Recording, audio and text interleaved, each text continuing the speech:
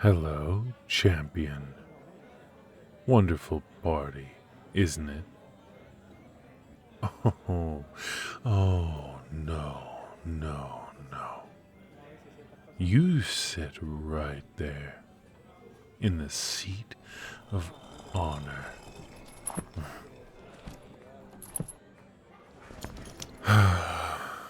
That's better. You've fallen asleep right at the head of the table. As we speak, your companions are hushing each other, tenderly putting a blanket over your shoulders and shoving a jacket under your head. Can't let the drool out of the great warrior of light and faith puddle upon the trestles. No. They're all working so hard to keep you asleep. Right here, where we can't be interrupted. Why? They're worried about you. That was a near miss today, wasn't it? Yes, you do know what I mean. When your vision went all tunneled, the arrow streaked right past you. Lucky your knife fighter was there, just as quick on the reaction and got the shield up in time. But that's not like you, is it? You to make a mistake like that when your people trust you to watch their backs. They're starting to notice something. Something's wrong with you. That you aren't sleeping. How long do you think until they put it together and realize their mighty warrior, their prophesized savior, is maybe not so immune to my nightmare powers that they have been led to believe? What do you think they'll do when they find out their fearless leader is just a fraud? Oh, the power of friendship will save you.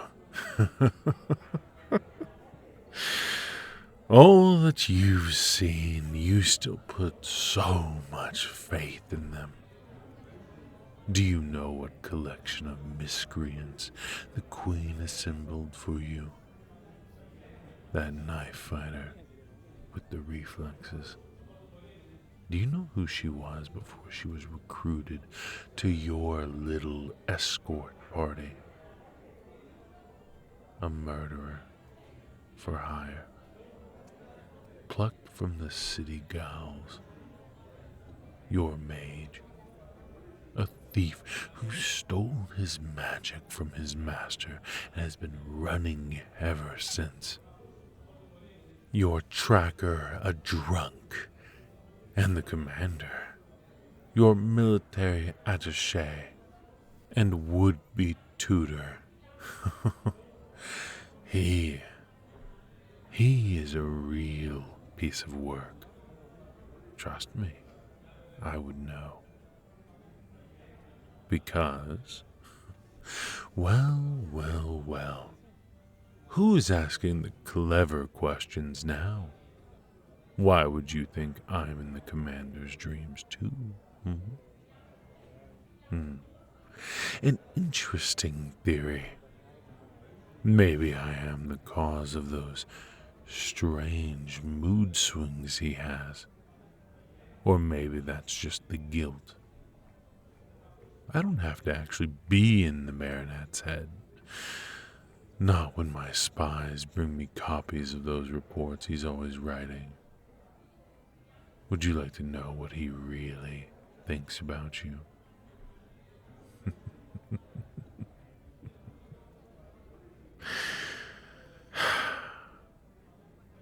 You cheeky little thing. I infiltrate your dreams, and you think you can use the opportunity to interrogate me. Oh, I do like you, champion. You're no hero, but you do have such a interesting quality. I have an idea. Let's play a game. A question for a question. An answer for an answer. A truth for a truth. I offer you no guarantee other than my word. The word of lies and nightmares. It's far, far more than I've ever offered any other adversary. So, will you? Excellent. I give you the first move. Ask your question again. Or perhaps rephrase it a little more carefully. You wanted to ask about the commander?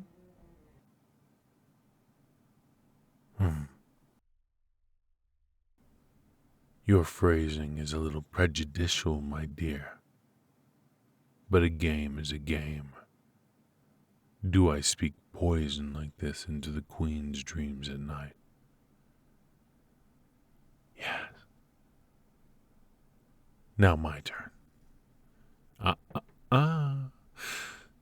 What I said to her is another question. If you don't like my answers, champion, phrase your questions more carefully.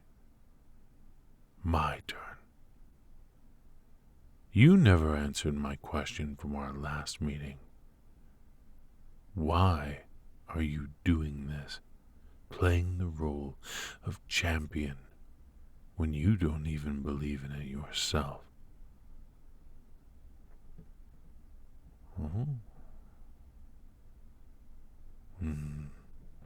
Well, that's more introspective than I expected from you. Go on then. Ask me.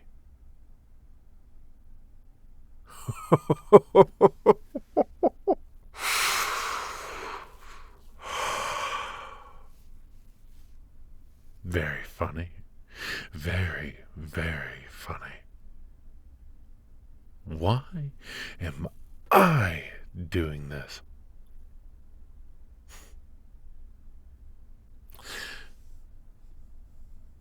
This being the conquest of your kingdom, I take it.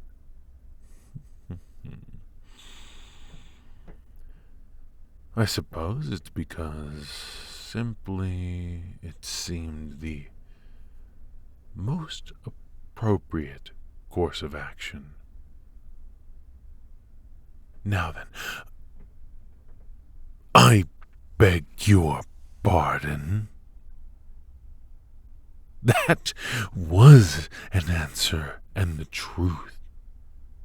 If you don't like it, phrase your questions better, hero. Don't accuse me of cowardice. Fine. I took over my kingdom, and now I'm conquering yours because I can and I want to. You had a taste of what it feels like to suddenly develop power that you couldn't explain or control. 3 days in a locked bedroom in the Queen's keep. But as I said, I was a prodigy when it came to dark magic. It was kill or be killed from childhood. You and all yours should be thankful I outgrew that mindset.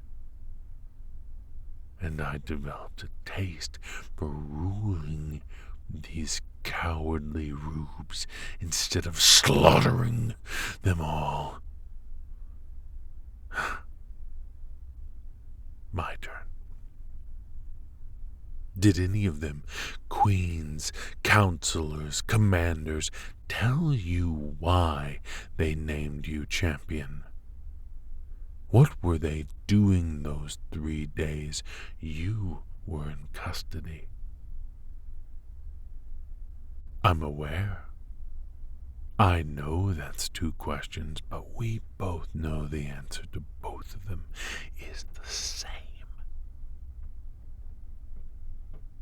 No, of course no one told you. Go on. Ask me.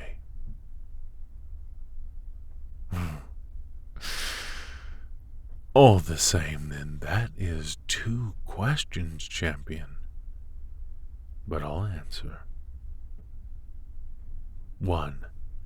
They spent those 3 days overturning every rock and stone to verify your story. Investigating your mysterious appearance at the orphanage, ensuring there's no possible mother or father who might claim you. 2. Once your story was verified, they could name you champion because it meant you fit the entire prophecy. Not just the part about our fated battle. You fit the other part. The part they kept quiet out of respect for your late, lamented king. My turn for a question, champion. Would you like to know the entire prophecy? Of course you do. I quote,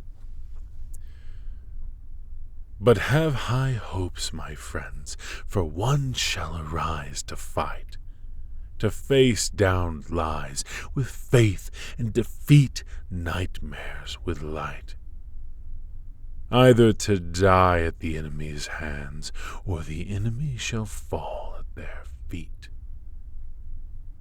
Your champion, in whom royal blood and common stock meet." Terrible rhyme scheme, but old Rethin the Wise was a better seer than poet. Now, such sputtering when it's my turn for a question. Speak plainly. No more games. But we're both having such fun. Very well. The Queen and the Council have been searching for their champion amongst the kings, shall we say, by blows. His illegitimate children, and they found you.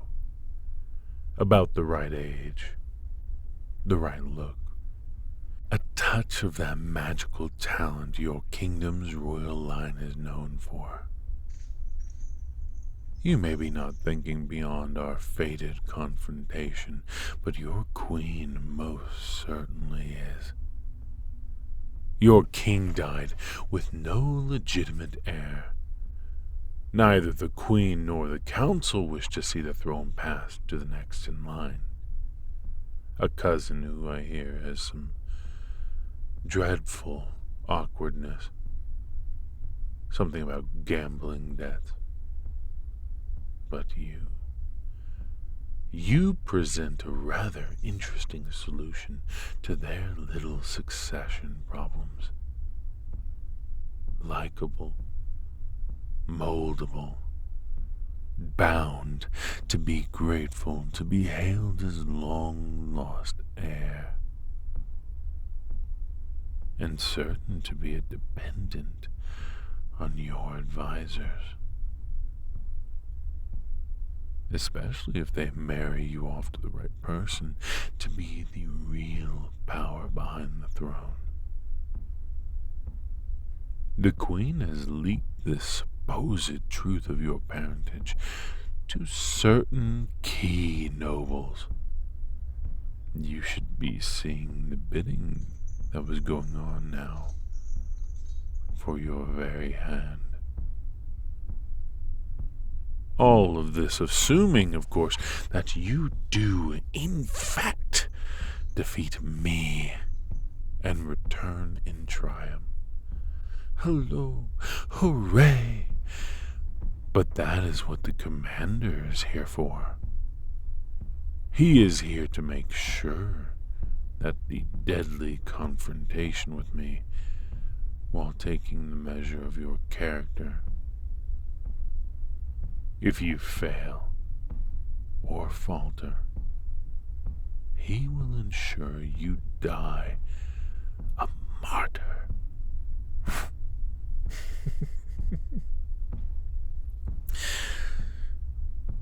And then I suppose they'll quietly murmur they got it wrong and find the next hapless peasant of mysterious parentage to send at me.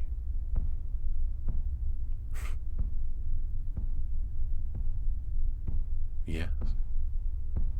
Why should you? Why should you believe me indeed? To what purpose do you think I'm revealing all of this?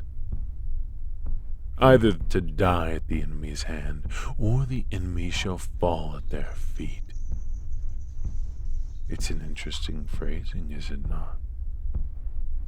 Fall at your feet. It could mean death, of course.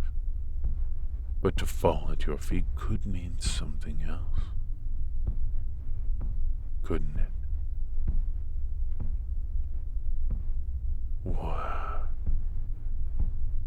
What do you think I'm implying, my dear?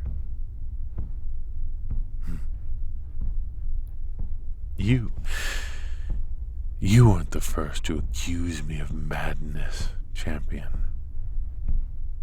But you were closer in our first conversation when you accused me of being singularly focused on my aims and ruthless enough to do anything to achieve them. Don't you look away from me.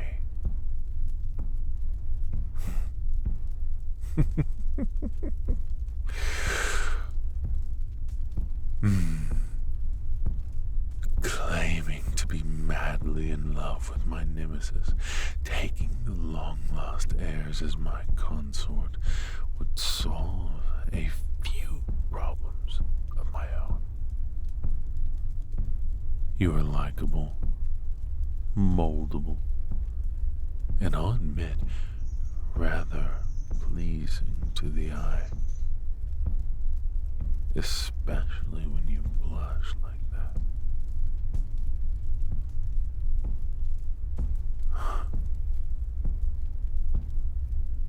I don't lie. I did not lie.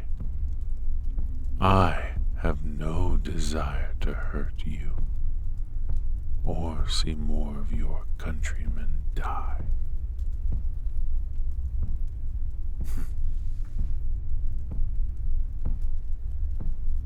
Enough, champion.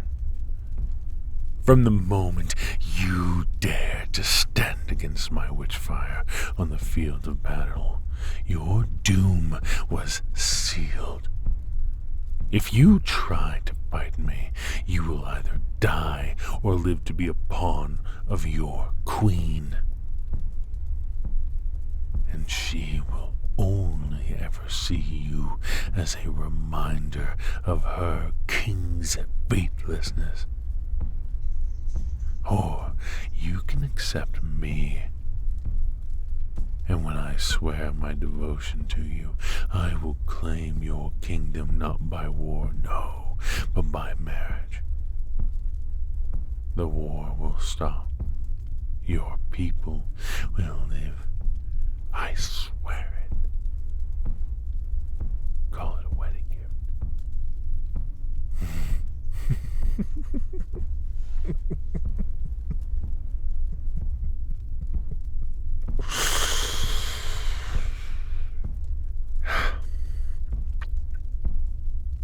My dear, you're shaking. It's been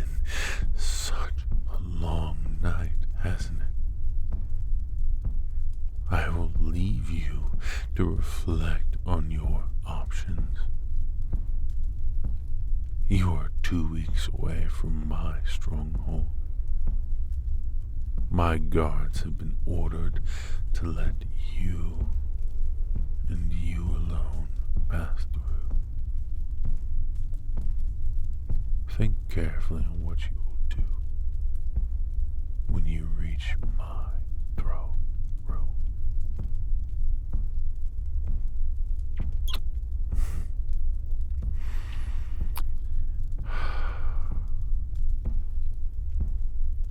I do hope we can come to an understanding. And I would feel so terribly sad if you had to die. Good night, Jim.